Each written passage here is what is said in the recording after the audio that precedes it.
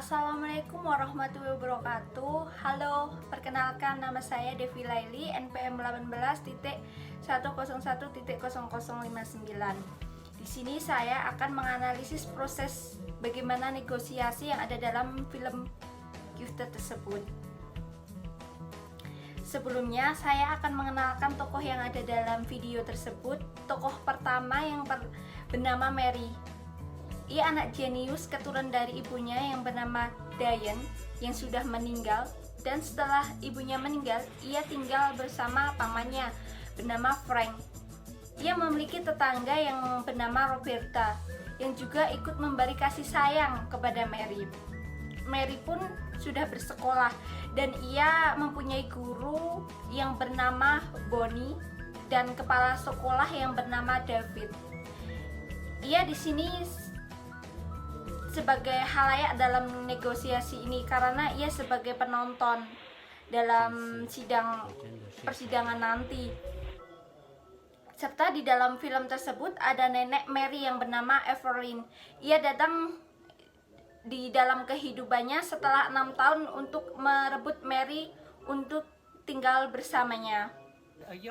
Dalam film ini menceritakan tentang hak asuh anak yang bernama Mary yang diperebutkan oleh pamannya yang bernama Frank dengan neneknya yang bernama Evelyn, dengan alasan jika ia hidup bersama neneknya akan hidup lebih bahagia daripada ikut bersama pamannya, hingga membawanya ke pengadilan untuk bisa mendapatkan hak asuh Mary.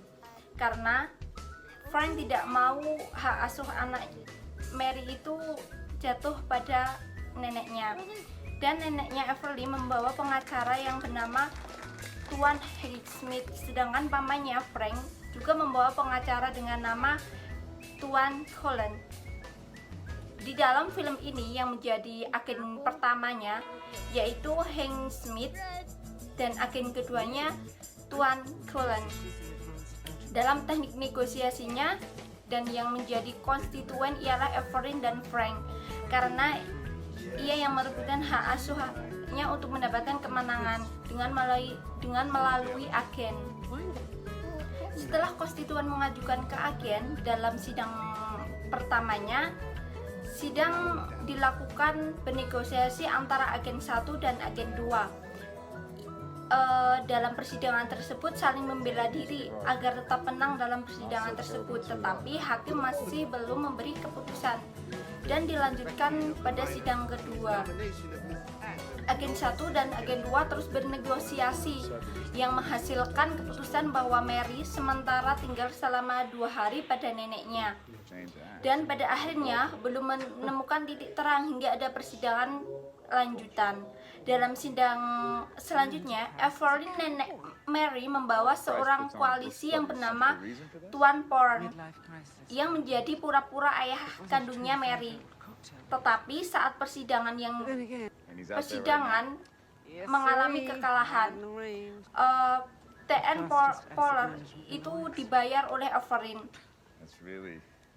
Dan ini yang dinamakan multi pihak karena saling membela diri untuk memenangkan negosiasi tersebut.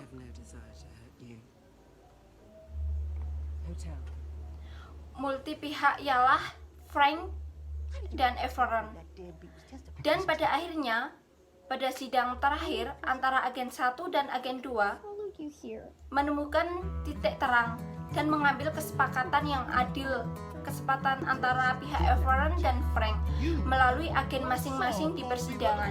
Dan dalam kesepakatan tersebut menghasilkan negosiasi bahwa Mary akan dijadikan anak adopsi orang lain terlebih dahulu sampai ia berumur 12 tahun, di mana Mary bisa menentukan bahwa Mary akan ikut pamannya atau neneknya.